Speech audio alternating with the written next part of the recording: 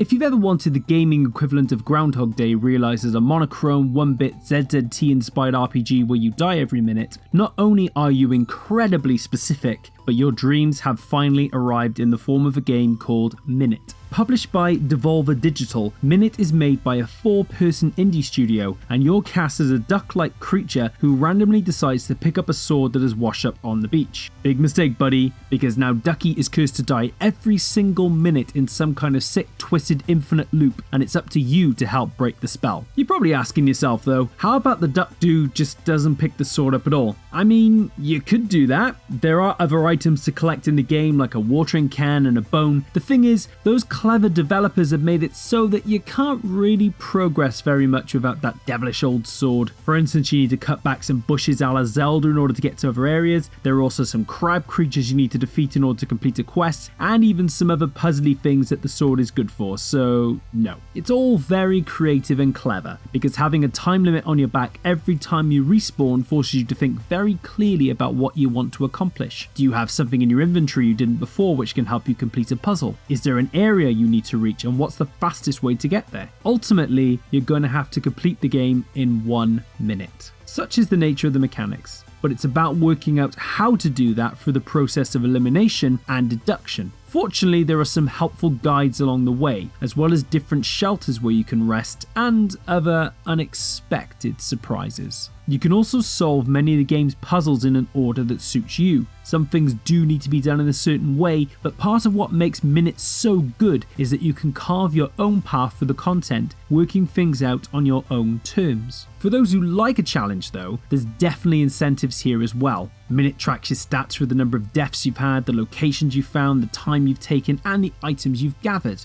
And yes, I know you're going to say it, it's all black and white and it looks old. And sure it does, but that's the point. Minit pays respect to the Spectrums and the Game Boys of the world, as well as iconic adventure games like Dizzy the Egg, Gargoyle's Quest, and Monty Mole. Not all of us grew up on Telltale, you know. Besides, these graphics take ages to hone and craft, getting them just right so as to depict the image you want. Arguably the most impressive thing Minit does is make it seem easy to appear as good as it does. Personally, I came to find it quite artistic and beautiful in its own weird and wacky way, especially when played in sequence with the soundtrack and the tongue-in-cheek way it takes digs at itself. In truth, Minit has a lot of influences under the surface, even if the exterior presents the illusion of being a bit basic.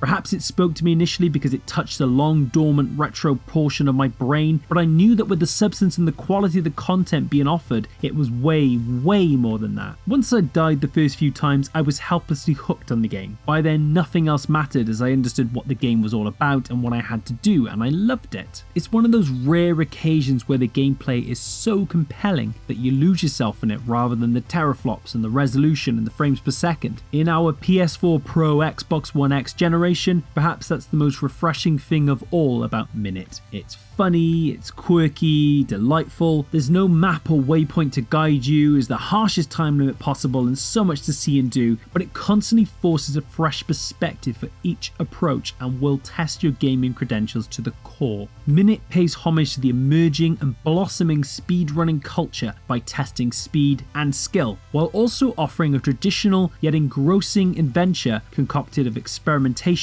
and discovery. True, this may not look like the sort of game you want to be playing in 2018, but it is exactly the type of game that you should be playing. Because for a title that looks like it should stay buried in the past, Minit has plenty to say about how games can and should evolve in the future. So to summarize, on the pro side, there are smart, creative mechanics that impact each run. It's a mostly non-linear approach. It's quirky and funny and irresistibly addictive, and there is a lovely little soundtrack tying it all together. On the cons, it doesn't lend itself to multiple playthroughs unfortunately, and it can be quite short, and there is some environmental repetition and lots of backtracking which can frustrate some players, but not all. We tested this on a PC. Thank you very much for watching. Don't forget to visit Expansive DLC for all of your DLC needs, and you can stay right here on this channel to find out all of your news, reviews, previews. We've got trailers, DLC casts, the lot. Check it all out. There's some fantastic stuff on the channel. Just hit the subscribe button and tap the little bell to get a notification whenever a new video goes live, and we'll see you next time.